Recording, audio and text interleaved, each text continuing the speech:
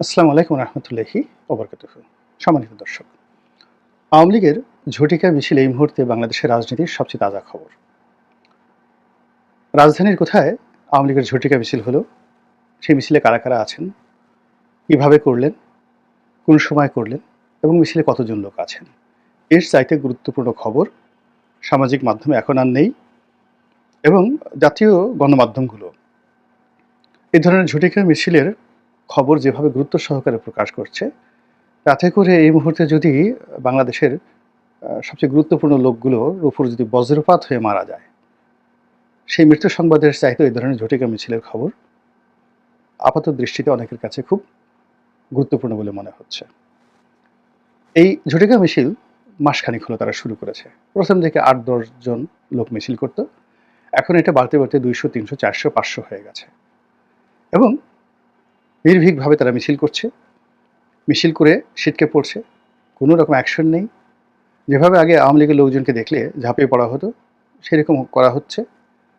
আর সরকারকে বুঝ দেওয়ার জন্য পুলিশের পক্ষ থেকে বাড়ি বাড়ি তল্লাশি করা হচ্ছে এবং আওয়ামী লীগের প্রতিদিনই একজন দুজন করে নেতা ধরে সরকারকে প্রবোধ দেওয়া হচ্ছে যে কাজ হচ্ছে।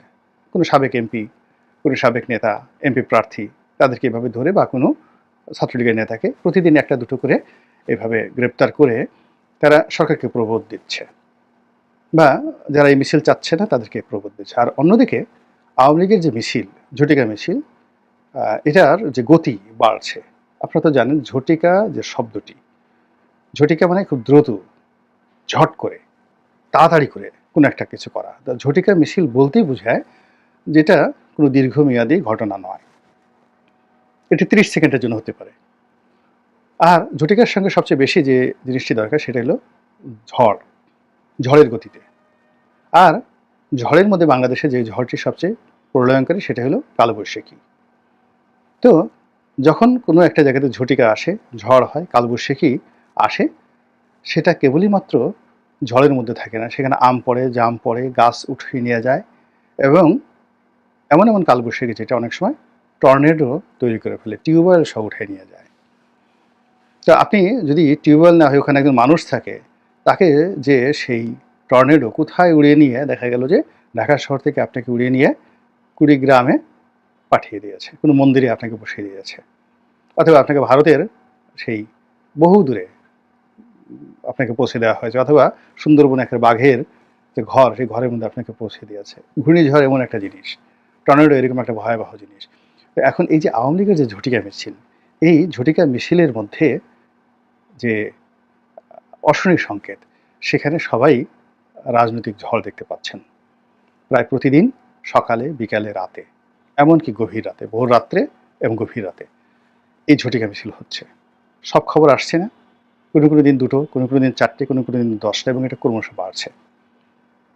এখন সবাই ভয়ে আছে, হঠাৎ করে এটা কেন হচ্ছে? এটা তো হওয়ার কথা না। আওয়ামী লীগের কি লজ্জা শরম কিছু নেই? হ্যাঁ, এটা কি ধরনের কথা? এত বড় একটা বিপ্লবে তাদের পরাজিত হলো, তাদের বড় বড় নেতারা পালিয়ে গেল, তো সেখানে শরমেও তো মানুষ 1 বছর নীরব থাকে, এর মধ্যে তারা এখন মিছিল করছে। এর চেয়ে বেহায়া, এর চেয়ে নির্লজ্জ কোনো রাজনৈতিক দল হতে পারে? দুর্বল যারা আছে তারা এই কথা বলছেন। আর এক পক্ষে বলার চেষ্টা করছে এটা কি ধরনের কথা, এখানে তারা মিছিল করছে, দৌড়াদৌড়ি করছে। ওদিকে আওয়ামী লীগের যারা নেতা বিদেশে, তারা স্যুট পরে, কোট পরে, তারপরে শেষে তারা বিয়ের অনুষ্ঠানে এসে পোলাও কুরমা বিরিয়ানি এগুলো খাচ্ছে। এরা কি মানুষ নাকি আওয়ামী লীগ? ছি ছি ছি ছি ছি, এইভাবে হয়? এরকম একটা কথা আছে। আর একজন বলছে, না আওয়ামী লীগকে তো চেনো না, তাদের আসল রূপটা কি, তারা ভয়ঙ্কর, ভীষণ রকম ভয়ঙ্কর, বোমা মারা, তারপরে গান পাউডার দিয়ে গাড়ি জ্বালিয়ে দেওয়া, এসব যেমন তাদের জন্য খুব ডাল ভাত, তেমনি আবার তারা রাষ্ট্র ক্ষমতায় এসে কীভাবে হাঁটুতে গুলি করতে হয়, কীভাবে গুম করতে হয়, কীভাবে আয়নাঘরে ঢুকাতে হয়, তারপরে কিভাবে একেবারে বাপের নাম ভুলিয়ে দেওয়া যায়, এই টোটাল কাজগুলো আওয়ামী লীগ জানে, ভালো করে জানে। কাজেই রাজপথে এখন যে বিশৃঙ্খলা চলছে, সেই বিশৃঙ্খলার মধ্যে সব জায়গাতেই মানুষ আওয়ামী লীগ খুঁজে পাচ্ছে। কোনো একটা রিক্সাওয়ালা জোরে কথা বললে মানুষ ভয় পায়, ওকে আওয়ামী লীগ। কিংবা এই যে ব্যাটারি রিক্সা বা অটো রিক্সা বনানীতে মারধর করলো, কেউ একজন বলে ফেললো যে 30,000 আওয়ামী লীগের সশস্ত্র নেতাকর্মী তারা এই অটো রিক্সার সেই চালকের বেশে এখন এই ঢাকা শহরে দাপিয়ে বেড়াচ্ছে। ভালো কথা। কোথাও ছোটখাটো একটা বিক্ষোভ, বিদ্রোহ দেখা দিলেই ওর মধ্যে মানুষ আওয়ামী লীগ খুঁজে পাচ্ছে। আর এই ঘটনাগুলো ছিল আহ, এই ঝটিকা আক্রমণ বা এই ঝটিকা মিছিলের আগে। কিন্তু এটা যতই বাড়ছে ততই মানুষের সন্দেহ আরো বেড়ে যাচ্ছে।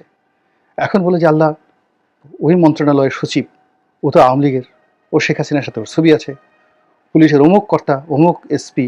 মানে আপনি যে কোনো সমাবেশে যান, তারপরে শেষে যে কোনো পারিবারিক অনুষ্ঠানে যান, তারপরে আড্ডাতে যান, প্রথমে দেখবেন বিশাল একটা দীর্ঘশ্বাস। সেই দীর্ঘশ্বাসের প্রথম বক্তব্য হলো, কি হলো এই বিপ্লব করে? আমার অমুক থানার ওসি আওয়ামী লীগের লোক, এক ডাইরেক্ট ছাত্রলীগের লোক, অমুক নেতার সঙ্গে সরাসরি ঘোরাফেরা করতো, সে এখন ওসি হিসাবে এই যুগে নিয়োগ লাভ করলো এই 2 দিন আগে। এটা একটা কথা হলো? কি হবে, কি হবে এই দেশের? তো এইরকম মানে যত মিছিল হচ্ছে তত বেশি পারস্পরিক মানে অবিশ্বাস তৈরি হচ্ছে, সন্দেহ তৈরি হচ্ছে। এখন বিএনপির মধ্যে আওয়ামী লীগের প্রতিচ্ছায়া দেখা যাচ্ছে, বিএনপির মধ্যে ভারতের প্রতিচ্ছায়া দেখা যাচ্ছে। এটা কিন্তু সন্দেহ থেকে, অবিশ্বাস থেকে, এই আওয়ামী লীগের ভয় থেকে মানুষ বিএনপিকে বা বিএনপির যারা নেতা রয়েছেন তাদেরকে ভারতের দালাল ট্যাগ দেওয়ার সুযোগ পাচ্ছে। এটা ভয় থেকে, আতঙ্ক থেকে, আদারওয়াইজ অনেক সময় হতো না। এরপরে সরকারের মধ্যে অনেক লোককে, পাওয়ারফুল লোককে তাদেরকে ট্যাগ দেওয়া হচ্ছে এরা সব ভারতের দালাল, একদম ছবি একে একে। এবং সবচেয়ে আশ্চর্যের ব্যাপার হলো যে যে দুজন মানুষ মানে মরিয়া প্রমাণ করতে রাজি যে তারা মরে নাই, এর একজন হলেন জনাব পিনাকি ভট্টাচার্য, আর একজন হলেন জনাব আসিফ নজরুল। দুজনই তাদের জীবনের যে উত্থান বা তাদের আজকের যে অবস্থান, সব কিছুর মূল্যে রয়েছে ভারত বিরোধিতা। এখন এই দুজন লোককে ভারতের দালাল হিসেবে আলটিমেটলি ট্যাগ দেওয়া হয়েছে এবং এটা বাংলাদেশ থেকে করা হচ্ছে। তাদের চোখ একে, 2 চোখ থেকে রক্ত বেরোচ্ছে, সেখানে ভারত লেখা। ভারতীয় পত্রপত্রিকা, ভারতীয় ইউটিউবার, বাংলাদেশে যারা এই দুজন বিরোধী রয়েছে সবাই এই দুজনকে ভারতের দালাল বলার চেষ্টা করছে।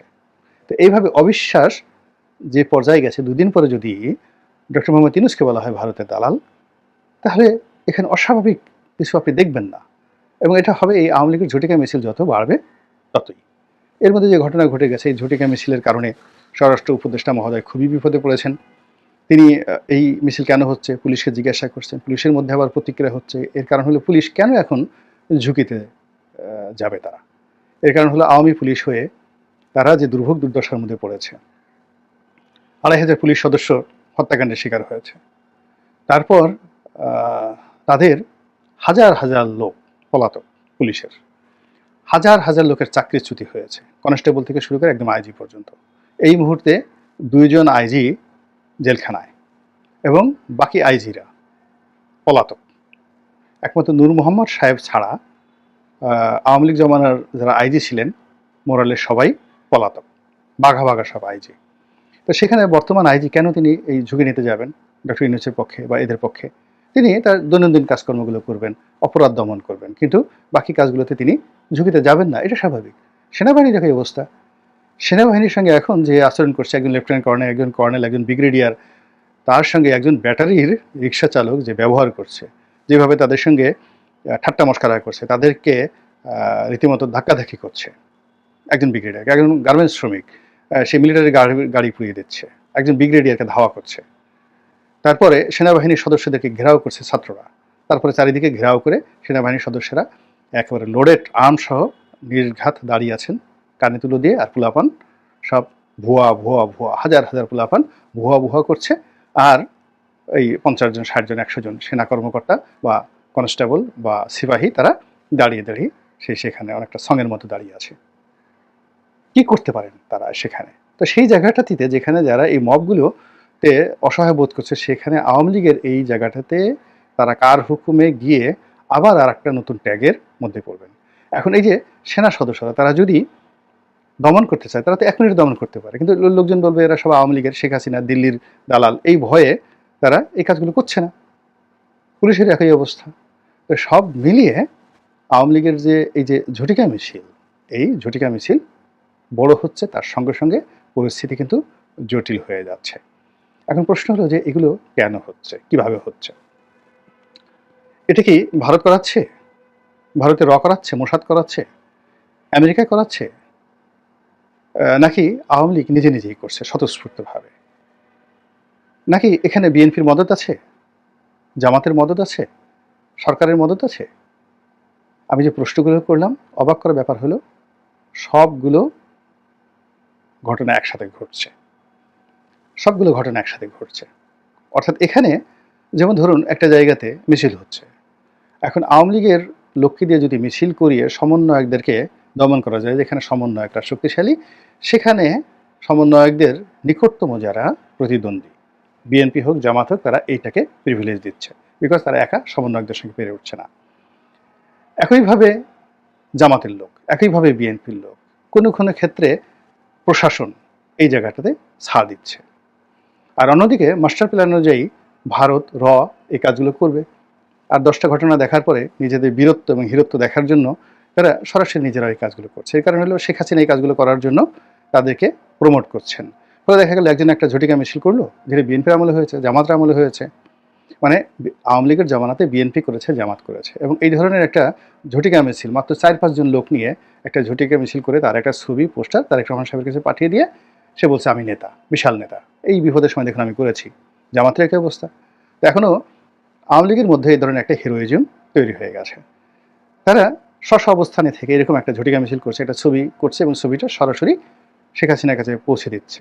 তার ডাইরেক্ট কোনো ভায়া মিডিয়া নেই, এবং বলছে আমার নামটা লিখে রাখেন আপনার ডায়েরিতে, আমি ওরকম কদম আলী অমুক অমুক তারিখে আপনার জন্য ঝটিকা মিছিল করেছি, আপা দেখেন জীবন কেউ করেনি, আমি আপনার জন্য করেছি। তো এরকম রাজনীতির একটা হিরোইজম থাকে, এবং এই হিরোইজমটা টেকনাফ থেকে তেঁতুলিয়া পর্যন্ত যেভাবে মানে বৃদ্ধি পাচ্ছে, গাণিতিক হারে বৃদ্ধি পাচ্ছে, এটি থামবে না, বাড়তে থাকবে। আওয়ামী লীগের অভ্যন্তরীণ হিরোইজম বাইরের যদি কোনোটাতে প্রমোট করে থাকে, তারা মজা পেয়ে গেছে, সফলতা অর্জন করেছে, এবং সফলতা এমন একটা জিনিস, এটি ভাইরাসের মতো বাড়তে থাকে। আর ব্যর্থতা এমন একটা জিনিস, বারবার এটা শুধু ব্যর্থ হতে থাকে। তো এখানে ঝটিকা মিছিল আওয়ামী লীগ সফলতার স্বাদ পেয়ে গেছে। এখানে তাদেরকে একটা নির্মূল না করা পর্যন্ত এই যে সরকারের যে ব্যর্থতা, এটা ঢাকা যাবে না, যেটি এই মুহূর্তে অসম্ভব ব্যাপার। ফলে এই সফলতা দিন দিন বাড়তে থাকবে। আর এই সফলতা যত বাড়বে রাজনীতির অঙ্গনে, তত বেশি জটিল থেকে জটিলতার পরিস্থিতি তৈরি হবে। আর সেই জটিল পরিস্থিতিতে কারো হাত কাঁপবে, কারো ঠ্যাং কাঁপবে, কারো হাঁটু কাঁপবে, কারো হৃদয় কাঁপবে, আবার কেউ আনন্দে জোরে জোরে অট্টহাসি দেবে। বুঝতে তো পারছেন যে এরকম একটা উথাল পাথাল সমুদ্রের ঢেউ আমাদের রাজনৈতিক অঙ্গনকে তোলপাড় করে দিচ্ছে। দেখতে থাকুন, উপভোগ করতে থাকুন, আর ভাবতে থাকুন। আল্লাহ আমাদের সবাইকে হেদায়েত দান করুন। আসসালামু আলাইকুম ওয়া রাহমাতুল্লাহি ওয়া বারাকাতুহু।